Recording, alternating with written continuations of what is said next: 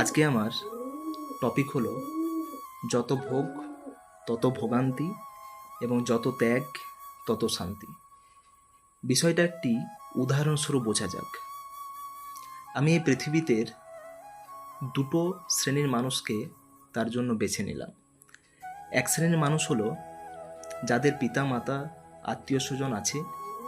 আরেক শ্রেণীর মানুষ হলো যাদের পিতা মাতা আত্মীয় স্বজন কেউই নেই।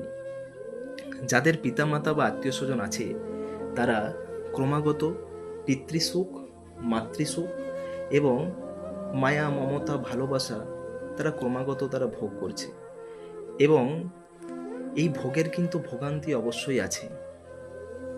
কালের গতিতে প্রত্যেককে একদিন এই পৃথিবী ছেড়ে চলে যেতে হবে। ইহলোক ত্যাগ করে পরলোকে অবশ্যই প্রত্যেকে গমন করবে। তার ফলে এই পিতৃবিয়োগ মাতৃবিয়োগের যে যন্ত্রণা, যে কষ্ট, সেটা আমাদেরকে কুড়ে কুড়ে খাবে।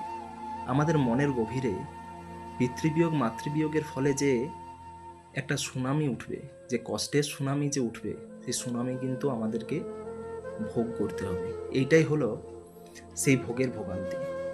আবার এক শ্রেণীর যে মানুষ আছে যাদের পিতামাতা নেই, আত্মীয় স্বজন নেই, তারা ত্যাগটা আগেই দিয়েছে।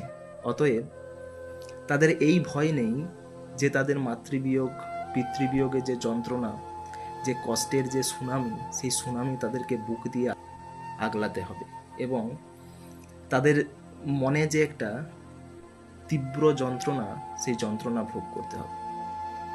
ওই জন্যে বললাম, যত ত্যাগ তত শান্তি, যত ভোগ তত ভোগান্তি।